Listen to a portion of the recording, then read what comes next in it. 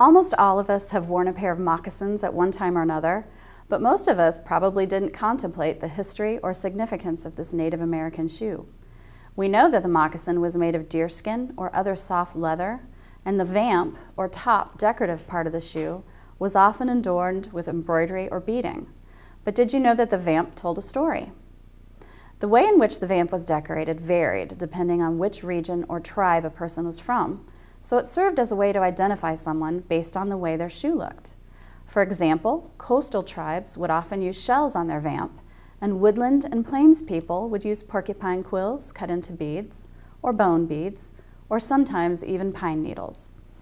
Because the decoration of the vamp took many hours, when the soles of the moccasins wore out, the vamps were often removed and sewn into a new pair of moccasins. In this lesson, we'll use canvas and suede remnants to make a model of a moccasin. Or, if you want a costume moccasin to wear, a pattern made from your own foot works too. We'll start by doing a little research on Native American moccasin design. This particular moccasin, or pucker top moccasin, is a Chippewa design. Look at various designs on the vamps of moccasins that you research. Choose one of these as inspiration, or create your own tribal design. First, we'll want to transfer the moccasin pattern shown in the lesson plan onto unprimed canvas. The template can be found at dickblick.com, and we'll make a smaller model of a moccasin, if you will, but the pattern size can easily be enlarged. These pieces were cut out and painted with thinned acrylic paint. You want the paint to be thin and washy so that it will stain the canvas to make it look like leather. I found that raw sienna and ivory black make a good faux leather look. More black is painted onto the sole where it makes contact with the ground. I've used a suede remnant for the vamp since it's the most decorative part of the shoe, but canvas or even leather could be used instead. I've drawn a design onto the vamp with a fine-lined marker. Next, I'll fill in the areas with a brush and some Sobo fabric glue.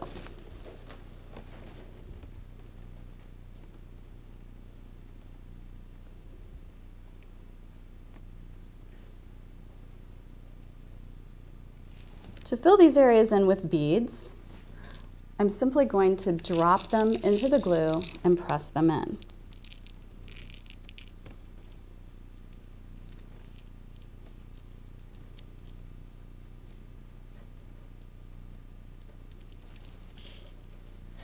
Any linear work you might want to do could be done by gluing on hemp cord.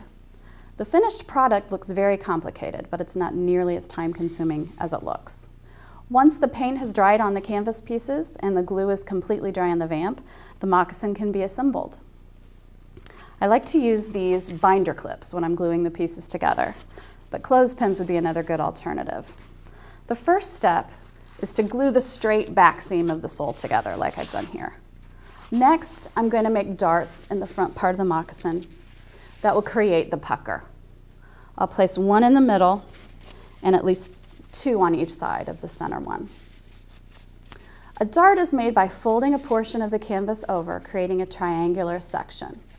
I'll make sure to get glue on the front and back parts of the dart and hold it with a clip.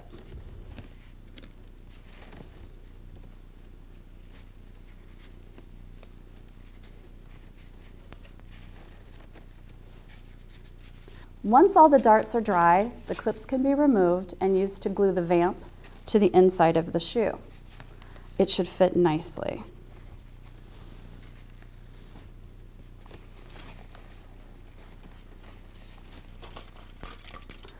The final piece is the ankle flap.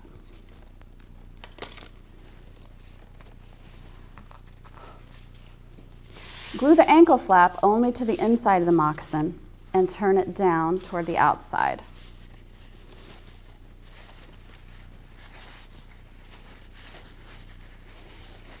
Turn the top of the vamp down and glue if necessary. Now, deerskin or suede lace can be run under the ankle flap and tied at the front of the shoe.